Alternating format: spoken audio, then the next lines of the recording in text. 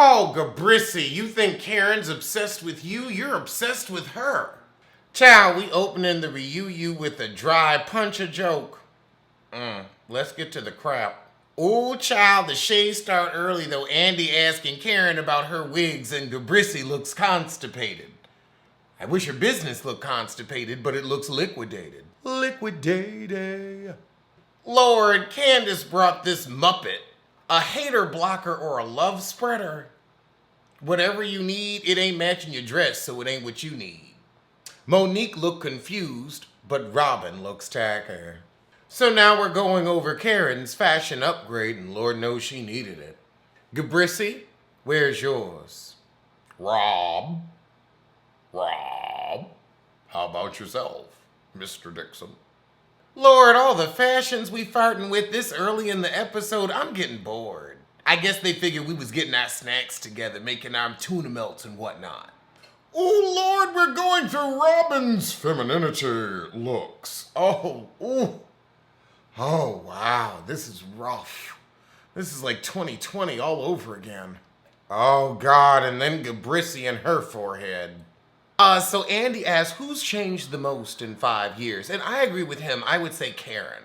I mean, Gabrissy's still manless, Robin's still poor, Ashley's still in a throuple of a relationship, and Candace still lives off her mommy's teat. So I would say Karen. Well, I hope it ain't the San Francisco fire all over again. Goodness. They screaming. Oliver in the chat said, what in the NYC hell is going on? I ain't back in New York, y'all. I ain't back in New York.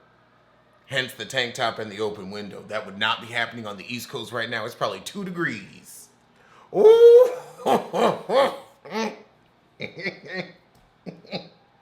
love y'all, but I don't miss it.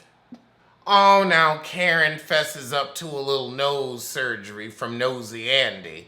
And she said, okay, well, I did have a little tweak in my nose, but she wanted to say it was that deviated septum she was sleeping. Girl, you had a witchy poo nose and you wanted to make it less witchy poo. That's fine.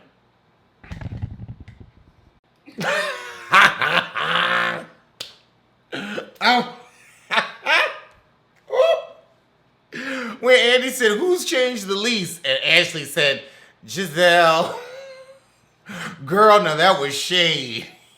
Oh, Lord, now we're talking about Gabrissy's fashions, or lack thereof. I mean, do we call these fashions? I would have to call these experiments in textile.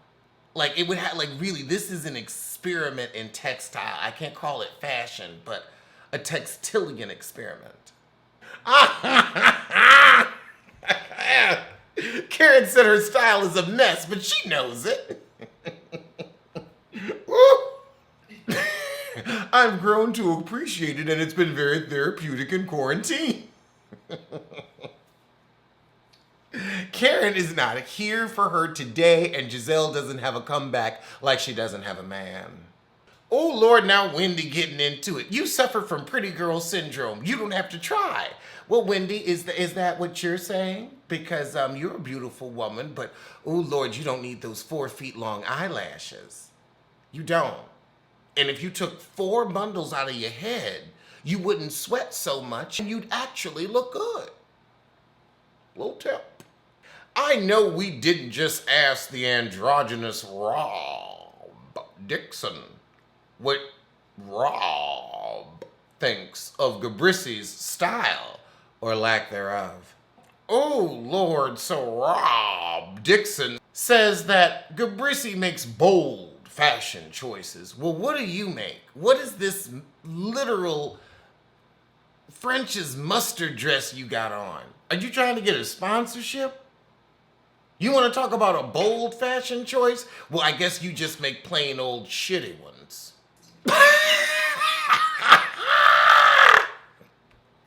Girl, this has turned into a firing squad. When Candace can say, I would just love to see you have a day with a really amazing stylist, and Gabrissy's looking around like, damn, everybody's in on it. Monique was like, child, it's a hand in the face for me.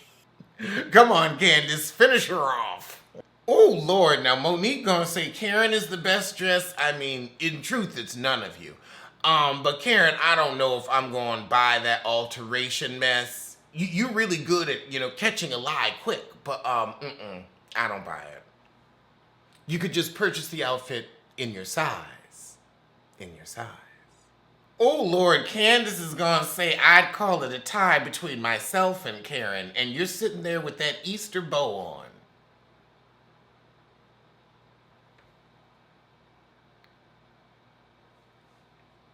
Yeah, your mama must have hit you real hard.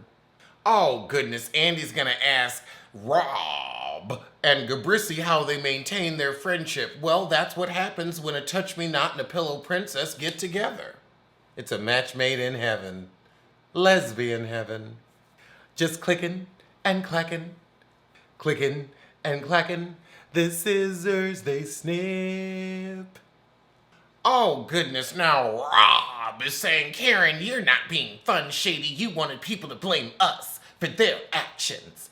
Well, girl, y'all stoked the furnace, stoked the fire, and started the crap as much as you can. You are turd stirrers. We could pick you up in Walmart for $6.99 next to the bath mats. Oh, Lord, we're going to start with Professor Wendy? For real? I guess it's best to get the punishment out of the way. She said Degree Deodorant sent her a little gift package and gave her a little ad sponsorship. So hey, you can get Procter & Gamble's attention, I'm with you. But you know what, you can't keep mine. So Gabrissi is talking about how much she liked her, but we never saw it. The only scene we had with you two is you saying, I don't need your resume. That's all I remember. I don't remember them getting together and having lunch. Truthfully, the most memorable part of Wendy this season was Karen doing the slither. To do the Wendy slither. And then you move your hips, keep it tight. To do the Wendy slither. You got to do the Wendy slither. Oh, Lord, Wendy, ain't nobody saying you uneducated and they trying to tear down your degrees. Nobody. Honestly, you didn't even have any scenes with the women for anybody to tear you down. You interjected, you were a Badinsky, and you tried to find your light and get your moment, and nobody was here for it. I'll say this, you need to have a conversation with production because they simply didn't introduce you to the show properly. You never had any connecting moments with the other ladies, not even your friend Candace. Now, I don't know if you had that and they just didn't make it to air, but they should have made it to air. I would say this, I don't dislike Wendy. I feel like production did her such a disservice. It felt like I was on the damn show. It was like a random reviewer, like this odd friend of the show where it's just like, Badinsky. That's what it was. So Wendy, hopefully you'll have a better season next season, and hopefully you'll take those eyelashes down a few inches. My goodness, it's like you've got a fan on there. It's not cute. You're cute, but the eyelash isn't. Also, what do you have against I've seen you in a good colored lip. Can we keep you in a good colored lip? Because this nude, it's just so boring. It's so boring. And Ashley ain't backing down. She's like, well, you did start an aggressive conversation and then you used your education as a club. And she said, you used these words aggressive. You called her a fake bitch without knowing her. That's aggressive. I'm sorry. We got to call a thing a thing. That was aggressive. I'm not saying you are aggressive, but in the moment, that was aggressive. Everybody was like, wait, where did that come from? That was very left field. Perfect Beauty in the chat said, Wendy said, people like you call me doctor. What's that supposed to mean? What's people like you? What's a people like you? What is Ashley? Are you saying she's your student of some sort? People like you. It's not like you going to get treatment from her. You would only call her Dr. Wendy if you were in school. So are you saying, she's young and uneducated? Is that it? I don't know what that was. Okay, and now we find out Giselle was the one who added the word floozy, freelancer, and Karen just called her a freelancer. Well, that's what she is. She's freelance. And her makeup artist is freelance too, clearly. Now Gabrissi says, well, Wendy, Karen was trying to get you kicked off since day one. We knew that. Karen was very obvious about it. She never hid it. She's not like you. When at BravoCon, they asked you, who do you want off the show, and you didn't say anything. You should have said Karen. Now, Ashley was a woman about hers. She said Candace, but you decided to play nice and lie in front of people. You lied in front of my face. I saw you. I was there, heifer. And, oh, Lord, that Mortal Kombat-ass outfit you had on. Okay, so Wendy's saying, oh, well, Karen didn't take to me because I didn't kiss her butt. We never saw you with any of the women, ever. I'm sorry, like, we saw you with a few phone calls, but it was mostly your mama and your husband in his baby shower outfits. Septa in the chat said Wendy used her time to talk about her degrees and her mama. That's on her. Oh, Lord, now we got, I don't know what heals a heart or where to start, but I know how much I love you. She got a little Toni Braxton in her, a little Felvis. Why are we congratulating Candace for her remix? I guess.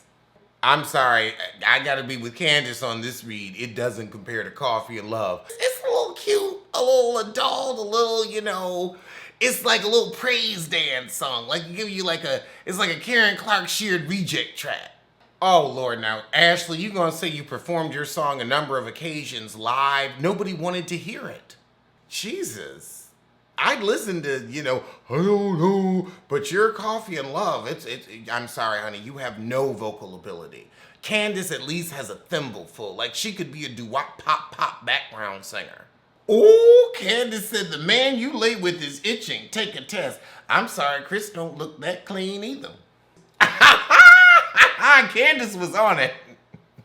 Andy said, well, she said that after you trashed her song. And Candace said, after you asked me about it, I wasn't trying to get in her business. You asked me something, you started it, Andy. You started this mess. Don't act like you ain't in here stirring the turd right with us. Old toilet wine. Robin, if you don't shut that androgynous mouth. I don't know why you are in this. Let Candace and Ashley have their moment. Why are you in this, Rob Dixon? Nobody's talking about you, your husband, or your children. Or the apartment you live in. But you want to talk about other people's parties at strip malls when you live behind said strip mall. Jockalicious in the chat said 2 things can be true at once. They can be aggressive and colorism can be at play. I'm going to go with that. I think we can be of dual mind where, maybe some people did have a colorist opinion and some people just saw that butter knife waving. The dresses and wigs are offensive. Let's be real. Let's talk about that. Let's talk about how harsh Karen's kitchen was against all of our eyes the first season. Child, that wasn't racist, that wasn't colorist, it was just ugly as all hell. Monique said, I'm a dark-skinned girl, and it's about the actions. It's about the actions. I don't see it. That's. Oh, Lord. Oh, my God. Andy Cohen. He said, for future reference, when a woman of color is acting aggressive, how do you describe it? Because that does happen, and it's okay. Welcome to the world, darling, where actions have consequences and words have meaning. He said it's the English language. That's kind of how it works. Oh, Lord, there's a plethora of words in the English language that you can replace with aggressive. It's still the same thing. Hostile, irate, mean.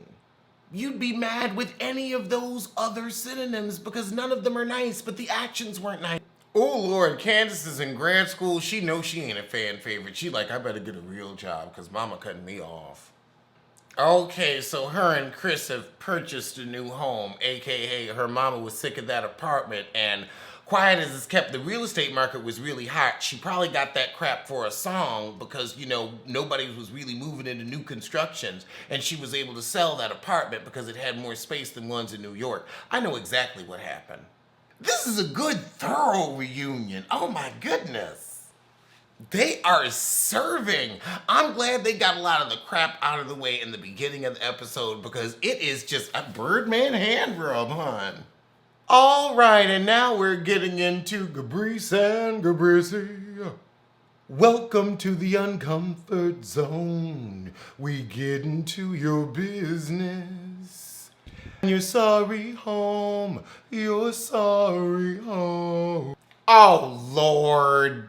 Gabrice gonna say, oh, well, the west wing of my house isn't complete because COVID has stopped materials coming into the country. So you really mean you waiting for Wish.com to send your crap from China so you can put that prefab fire trap up? Lord, baby, you gonna burn up in there. Oh my God. What in the fiberglass hell are you doing? Girl, you getting your sheetrock from the same place your Rissy did. They got sheetrock here. There's a whole bunch of construction going on. Homes are getting built. New homes are getting sold right now. Oh, COVID stopped your materials from coming over. So you had to find something so cheap and have it shipped from China. Shipments are open. You're lying. You're just lying because you're poor and inept. Andy said, how would you describe your decor? She said, I like what I like and it all works together. And Karen is as aghast as all of us. And that is the true word, aghast. Oh my God, the look on her face. Karen looks terrified. Karen's like, you really think that shit look good? Karen says, stop acting like you are 25 or 30. You are 50, heifer. Jerry from New York said, I tried to buy some Every Hue, but your website wasn't working because of Liquid Day. That's what happens when your business is defunct. She's got the funk, the defunct. Oh God, she gonna say my manufacturer shut down with COVID when we never saw the crap before we knew what a cove was. Get her, Karen. Get her. Karen said, if your business is out of business, say it, be transparent. I'm in Bloomingdale's right now, and there's no issue with the supply chain. Everything is still getting made. We're still buying stuff. We're still doing Christmas presents, right? Like, okay, I think we finally even got wipes back in the store, and your business isn't wipes. Girl, this COVID cop-out, it simply doesn't wash like your cheap makeup. Karen took a page out of my book. She said, you know what? I wish you well. I don't know you, but I wish you well. Ooh, Andy asking about Jamal. How often do you see him during COVID? Well, he couldn't even be bothered to go to Cynthia's wedding with her. He was in Baltimore when you were in Georgia where the numbers were out of control. Remember, you went to Cynthia's wedding to get a free photo op and a little bit of press and promo, but you couldn't get no man and no dick? I mean, damn, he don't even want the pussy. And you know you giving it up easy, so he don't want it. That's sad. That's sad. Now you okay with your father embarrassing the heck out of you and talking about Jamal's 87 baby mamas? Girl, boom. Anything for a check with you, but not every hue. Oh, Karen said the word on the street is Jamal has a new woman and a new baby. I mean, he always got a new baby. He's the future of the pastoral world.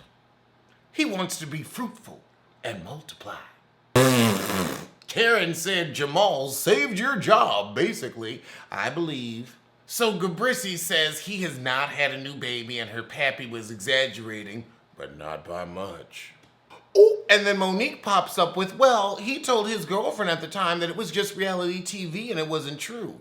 Girl, the tab she has in the receipt books, shout out to Ford's Rocks, because I'm telling you, this is the best commercial for her planner that she'd never had. Rocks, you know she watching you, girl. Oh, Gabrice looks constipated. Monique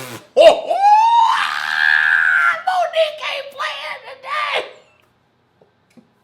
Robin said, what's your motivation behind this? And Robin, you about to find out because you know how dirty you are too. You know plotline having androgynous looking.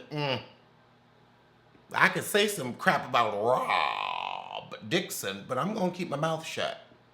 Girl, Gabrice had to go on and say, yeah, that's his phone number because you know she would have said, well, actually, I have another receipt that proves this is his phone. Momo is my girl. Momo is my girl. We gonna do that Momo shimmy. Candace said, did you bring a full binder? Monique said, I have a full binder. Ooh, my kind of pity. Ooh, ooh, ooh. Monique, I've never had more respect for you than in this moment. Ooh, Monique is going in. Oh my God. This is a favorite now. Check that. She said bringing a new man to the reunion every year. I hope Jamal's sitting behind you. This. Karen followed it up. Is Jamal coming? Baby, they a tag team with that ass. Ain't no mountain high enough. Ain't no valley low enough to keep Monique off your ass, baby.